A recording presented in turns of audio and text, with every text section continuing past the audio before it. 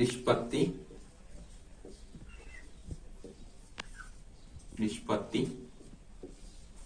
అనుపాతం.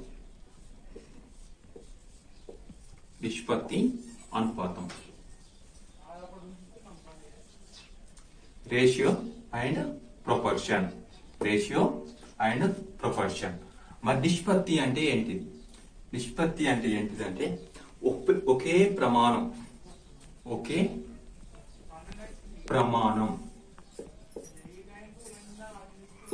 ప్రమాణం గల రెండు సంఖ్యలను లేదా రెండు రాశులను, ఒకే ప్రమాణం గల రెండు రాశులను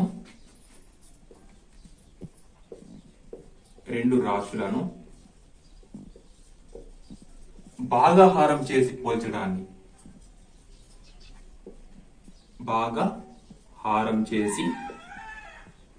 పోల్చడాన్ని నిష్పత్తి అంటారు. ఏంటిది? ఒకే ప్రమాణం గల రెండు రాశులను భాగాహారం చేసి పోల్చడాన్ని నిష్పత్తి అంటారు. సో నిష్పత్తిని దేనికి వాడతాం? ఏవైనా రెండు రాశులని పోల్చడానికి వాడతారు. నిష్పత్తిని దేనికి వాడతారు? ఏవైనా రెండు రాశులని పోల్చడానికి వాడతారు. ఫర్ ఎగ్జాంపుల్, ఏ కామ బీలు అనేవి రెండు రాశులు అయితే వీటిని మనం ఏ విధంగా పిలుస్తామంటే ఏ అంటాం. ఎవరు పిలుస్తాం? ఏ:B. ఒకే ప్రమాణం గల రెండు రాశులను భాగాహారం చేసి పోల్చడాన్ని నిష్పత్తి అంటారు.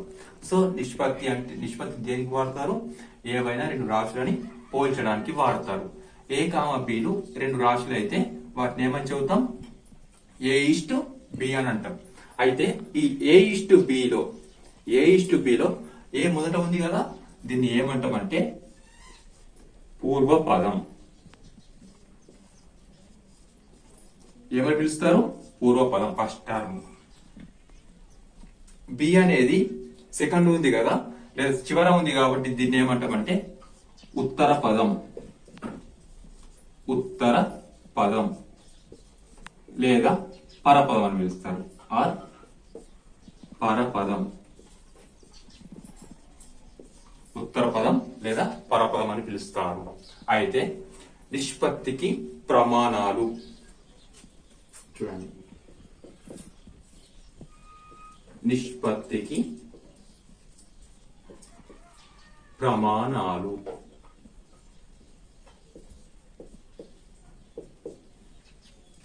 ఆప్షన్ ఏ ఉంటాయి,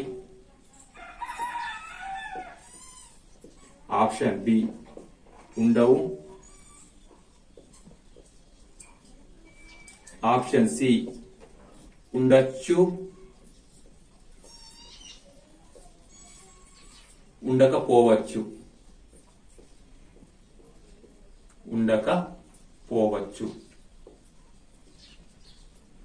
option D none of this, అంటే పైవేవి కావు.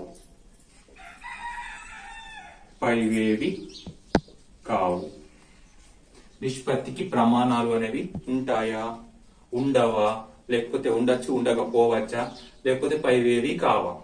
ఓకే. అయితే చూడండి, ఎప్పుడైనా సరే నిష్పత్తిలో ప్రమాణాలు అనేవి వేరువేరుగా ఉంటే మనం ఏం చేయాలంటే ఒకే ప్రమాణంగా మార్చాలి. ఫర్ ఎగ్జాంపుల్ తీసుకుంటే 4 km east 4000 metres.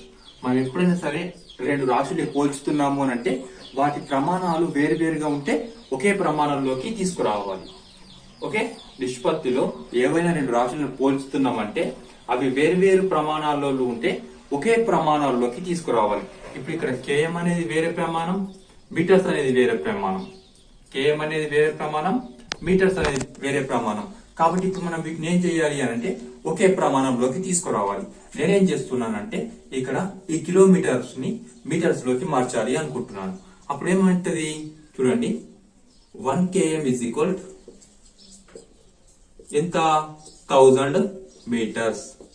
1 km is equal 1000 metres. కాబట్టి ఇప్పుడు ఇక్కడ ఈ కిలోమీటర్స్ తీసేసి మనం ఈ 1000 మీటర్స్ రాసుకోవచ్చు కదా. ఎందుకంటే 1 km ఈజ్ ఈక్వల్ 1000 మీటర్స్ అన్నప్పుడు ఈ km ను తీసేసి 1000 మీటర్స్ అని ఇక్కడ రాసుకోవచ్చు. కాబట్టి అప్పుడు ఏమైతుంది 4 into 1000 metres is 4000 metres. Then ఏమైతుంది 4000 మీటర్స్ ఈస్ట్ 4000 మీటర్స్. చూడండి ఇటు మీటర్ ఉన్నది ఇటు మీటర్ ఉన్నది కాబట్టి మీటర్ మీటర్ క్యాన్సిల్. ఇటు 3 జీరోస్ ఉన్నాయి ఇటు 3 జీరోస్ ఉన్నాయి కాబట్టి ఈ జీరోస్ క్యాన్సిల్. 4 1 4 1 1:1. ఫైనల్ గా మిగిలింది ఏంటిది 1:1. ఇక్కడ ప్రమాణాలు ఉన్నాయా? స్టార్టింగ్ లో ప్రమాణాలు వేరే వేరేగా ఉండే ఏం చేసాం ఒకే ప్రమాణంలోకి మార్చినాం. చివరికి వచ్చేసరికి ప్రమాణాలు కూడా సేమ్ కాబట్టి ఇక్కడ ప్రమాణాలు తీసేసినాం. మిగిలిన జస్ట్ సంఖ్యలు మాత్రం మిగిలినాయి కాబట్టి నిష్పత్తికి ప్రమాణాలు అనేవి ఉండవు. ఓకే, నిష్పత్తికి ప్రమాణాలు ఉండవు. నిష్పత్తికి ప్రమాణాలు వేరే వేరే ప్రమాణాలు కనుక ఉంటే ఒకే ప్రమాణాల్లోకి తీసుకొచ్చి ఆ ప్రమాణాలని మనం ఏం చేసినాం కొట్టేసినాం. కాబట్టి ఫైనల్ గా నిష్పత్తికి ప్రమాణాలు అనేవి ఉండవు. ఇంకో విషయం ఏంటి అంటే భిన్నాలకు వర్తించే లక్షణాలన్నీ భిన్నాలకు వర్తించే ధర్మాలన్నీ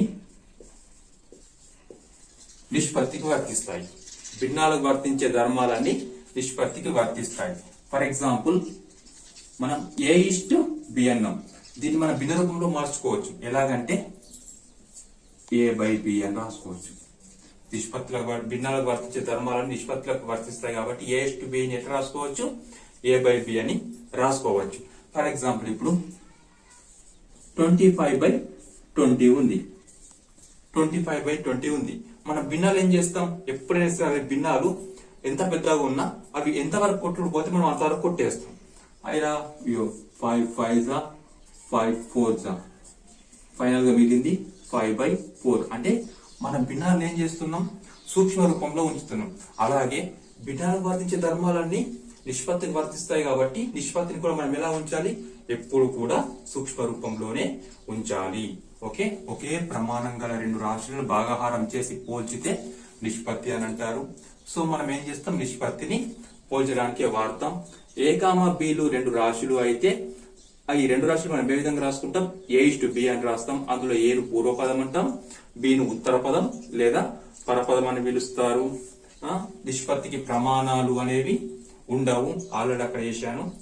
వేరు వేరు ప్రమాణాలు ఉంటే ఒకే ప్రమాణంలోకి మార్చి కొట్టేస్తే లాస్ట్ కు ప్రమాణాలు కూడా కొట్టుకుపోయాయి కాబట్టి నిష్పత్తికి ప్రమాణాలు ఉండవు. అలాగే భిన్నాలకు వర్తించే ధర్మాలన్నీ కూడా నిష్పత్తికి వర్తిస్తాయి. మన భిన్నాలను ఏ విధంగా అయితే సూక్ష్మ రూపంలో ఉంచుతామో ఈ నిష్పత్తిని కూడా అదే విధంగా సూక్ష్మ రూపంలో ఉంచాలి. ఓకే, భిన్నాలకు వర్తించే ధర్మాలన్నీ నిష్పత్తికి వర్తిస్తాయి. భిన్నాలను మనం ఏ విధంగా సూక్ష్మ రూపంలో ఉంచుతామో నిష్పత్తిని కూడా అదే విధంగా సూక్ష్మ రూపంలో ఉంచాలి. For example 24:36. 24:36. ఈ ఈస్ట్ అనేది నిష్పత్తి యొక్క గుర్తు. నిష్పత్తి గుర్తు ఏంటిది అని అంటే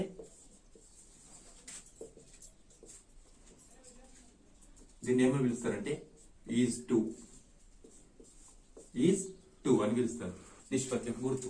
అయితే భిన్నాలకు వర్తించే ధర్మాలు మొత్తం నిష్పత్తికి వర్తిస్తాయి కదా. అప్పుడు ఏం చేయాలి అని అంటే ఫస్ట్ ఈ నిష్పత్తిని భిన్న రూపంలో మార్చుకోవాలి. మార్చుకుంటే 24/36. ఇది ఆల్రెడీ పూర్వపదం, ఇది ఉత్తర పదం కాబట్టి అప్పుడు పూర్వపదం ఏమైతే లవం అవుతుంది, ఉత్తర పదం హారం అవుతుంది. Numerator denominator. మళ్ళీ సెకండ్ రూల్ ఏంటిది అని అంటే భిన్నంగా మార్చిన నిష్పత్తిని ఏం చేయాలి భిన్నాలను ఎప్పుడు ఎలా ఉంచాలి సూక్ష్మ రూపంలో ఉంచాలి. సూక్ష్మ రూపంలో భిన్నాలని ఉంచాలి. అప్పుడు సూక్ష్మ రూపంలో ఉంచాలంటే ఈ రెండు ఒకే టేబుల్ లో పోతే కొట్టేయండి. ఎందులో పోతాయి చూడండి. 12 2s 12 3s అంటే 2/3 అయితే ఇలా అయిన తర్వాత మనం ఎప్పుడైనా నిష్పత్తిని భిన్న రూపంలో మార్చిన తర్వాత దీన్ని భిన్న రూపంలోనే ఉంచకూడదు. నిష్పత్తిని అంటే భిన్నాలకు వర్తించే ధర్మాలన్నీ నిష్పత్తిలో వర్తిస్తాయి కానీ నిష్పత్తిని భిన్న రూపంలో ఉంచకూడదు. మనం అంటే సొల్యూషన్ సాల్వ్ అయిన తర్వాత మళ్ళీ ఏం చేయాలి అంటే ఈ భిన్న రూపంలో ఉన్నదాన్ని నిష్పత్తి రూపంలోకి మార్చేయాలి. అప్పుడు 2/3 నిష్పత్తి రూపంలోకి మారిస్తే ఏమవుతుంది 2:3 అవుతుంది. 2:3 అవుతుంది.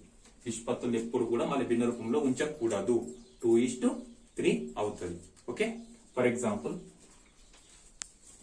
1/a is 1/b. 1/a is 1/b ఉంది. ఆల్రెడీ చెప్పాను ఏమని, నిష్పత్తిని భిన్న రూపంలో ఉంచకూడదు అని చెప్పాను. ఏమని చెప్పాను, నిష్పత్తి భిన్న రూపంలో ఉంచకుండా ఏం చేయాలి, పూర్ణాంక రూపంలోకి లేదా ఇట్లా ఈ రూపంలోకి మార్చాలి. ఈ రూపంలోకి మార్చాలి. మరి ఇప్పుడు ఇది భిన్న రూపంలో ఉంది. మరి ఇప్పుడు దీన్ని పూర్ణాంక రూపంలోకి మార్చాలంటే ఫస్ట్ ఏం చేయాలి అని అంటే, ఇది న్యూమరేటర్ మీద ఉన్నది 1 అనేది న్యూమరేటర్, ఇది డినామినేటర్. ఇది న్యూమరేటర్ డినామినేటర్ అంటే లవము హారము లవము హారము. మరి ఇప్పుడు ఈ భిన్నాన్ని మనం ఈక్వల్ చేయాలి అంటే ఫస్ట్ ఏం చేయాలంటే ఎల్సిఎం తీయాలి. ఏ కామ బీల ఎల్సిఎం మీన్స్ కాసాగు. ఏ కామ బీల యొక్క కాసాగు కనిష్ట సామాన్య గుణిజం. ఏ కామ బీల యొక్క కాసాగు లేదా ఎల్సిఎం. మరింత ఏ కామ బీల యొక్క ఎల్సిఎం ఏమవుతుంది అంటే ఏబి అవుతుంది. ఏ కామ బి యొక్క ఎల్సిఎం ఏబి అవుతుంది. ఇప్పుడు ఎల్సిఎం వచ్చింది కదా, ఈ ఎల్సిఎం ఏం చేయాలంటే ఇరువైపులు అంటే 2 sides మల్టిప్లికేషన్ చేయాలి, గుణించాలి. అప్పుడు ఏమవుతుంది 1/a into AB is 1/b into AB. 1/a into AB is 1/b into AB. ఇక్కడ ఏ ఉంది, ఇక్కడ ఏ ఉంది, క్యాన్సల్.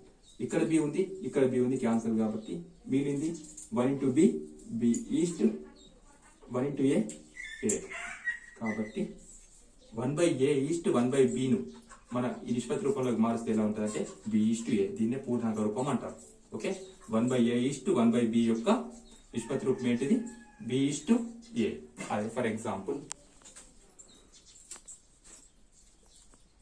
2/4 ఈస్ట్ 6/5 యొక్క పూర్ణాంక రూపం ఎంత? 2/4 ఈస్ట్ 6/5 యొక్క పూర్ణాంక రూపం. ఏం చేయాలి, ఫస్ట్ 4,5 ల ఎల్సిఎం. 4,5 ల ఎల్సిఎం తీస్తే ఒక టేబుల్ పోతుంది. కాబట్టి 1 4 1 5 1 ఇంటూ 4 ఇంటూ 5 ఎంత? 1 4 4 4 5 20. ఈ 20ని ఏం చేయాలి, 2 sides మల్టిప్లికేషన్ చేయాలి. అంటే 2/4 into 20 2/4 into 20 east 6/5 into 20. 4 1s 4 5s 5 1s 5 4s 2 5s 10 6 4s 24. కానీ నిష్పత్తిని మనం ఇప్పుడు సూక్ష్మ రూపంలోనే ఉంచాలి కదా. మరి ఇప్పుడు ఇక్కడ 10:24 వచ్చింది. దీన్ని మళ్ళీ భిన్న రూపంలోకి మార్చుకోవాలి. అంటే 10/24 2 5s 2 12s. భిన్న రూపంలో ఉంచకూడదు కాబట్టి 5/12. దీన్ని భిన్న రూపంలో ఉంచకూడదు కాబట్టి ఇలా రాయాలి. మళ్ళీ నిష్పత్తి రూపంలో రాస్తే 5:12. ఈ విధంగా 2/4 ఈస్ట్ 6/5 యొక్క పూర్ణాంక రూపం ఏంటంటే 5:12. ఓకే, మరి దీన్ని షార్ట్అప్ చేయాలి అని అంటే ఈ మెథడ్ కాకుండా ఇంకో మెథడ్ లో కూడా చేయొచ్చు. చూడండి 2/4 ఇంటూ 6/5 చేయాలి. అంటే ఈ రెండింటిని మల్టిప్లికేషన్ చేయాలి, ఈ రెండింటిని మల్టిప్లికేషన్ చేయాలి. చేస్తే 5 2s 10 ఈస్ట్ 4 6s 24. వీటిని మళ్ళీ సేమ్ 10/24 అంటే 2 5s 2 12 అంటే 5:12. ఈ విధంగా కూడా క్రాస్ మల్టిప్లికేషన్ అడ్డ గుణాకారం చేసి ఈ విధంగా చేయొచ్చు. దీన్ని చేస్తే ఈ విధంగా చేసుకోవచ్చు లేదా ఈ విధంగా కూడా చేసుకోవచ్చు.